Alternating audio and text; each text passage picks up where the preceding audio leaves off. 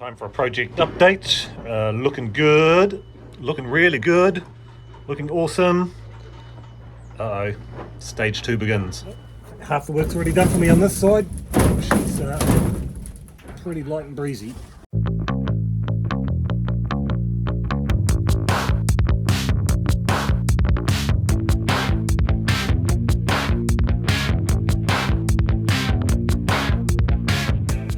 Trying to do tricky little bits. Plywood templates, best way to go. You can nibble at them, get them absolutely perfect, and then trace them out onto a bigger piece of wood and do the real thing, and it fits perfectly.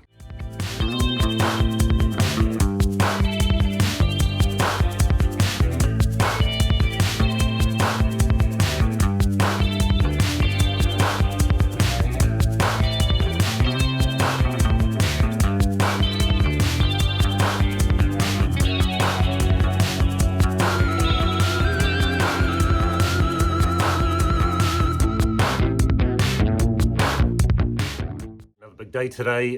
Today we're going to put the second side skin back on, so that will start closing in the caravan again, which I'm really looking forward to.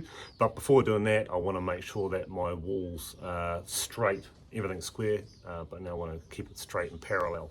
So at the moment they just kind of flap around in the breeze, so I'll put a couple of braces up on the top, and that will also help prep for putting the roof back on nice and straight.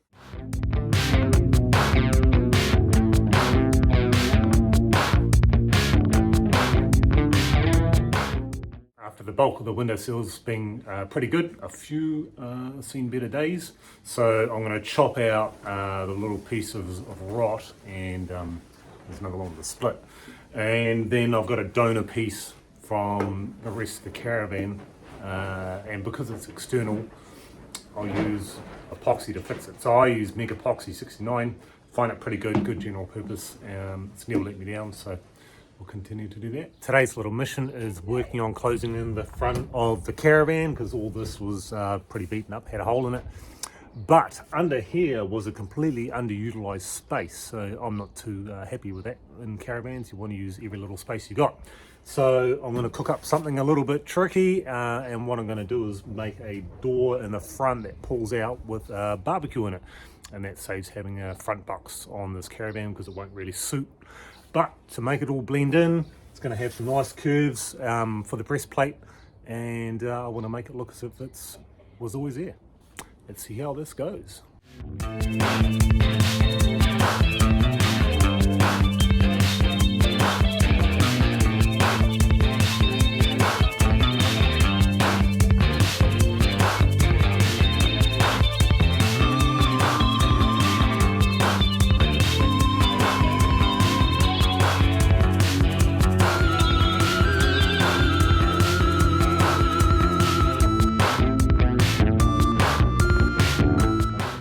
To keep me on my toes, the front jig has been fantastic for marking everything out and doing all those curves spot on, but now the back's different. So the inside of what was the outside of the curve is now really the inside of the curve.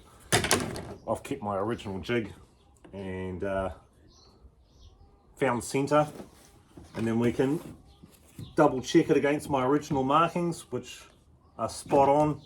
I'll remark it, re-drill a hole, and then we can trace it out and make a new template and cut some different curves.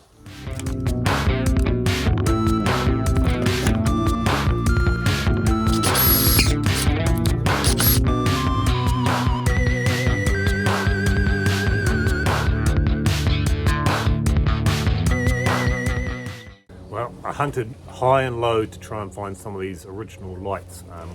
I'm forced to upgrade and have indicators on this thing to get to the new standards, so unfortunately they're out.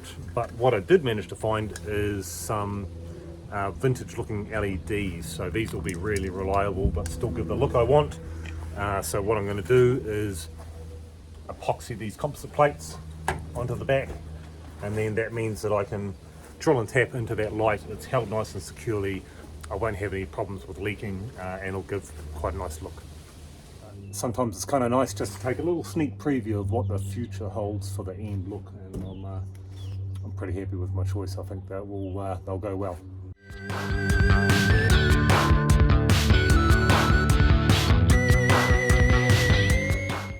struggling to find motivation for your project, just remember, action builds motivation. A little bit of action and all of a sudden that motivation will come. Just keep at it. It's time for this old roof to go. It's done its dash. Canvas will be replaced with fiberglass. What better way to do it than to learn from the experts today?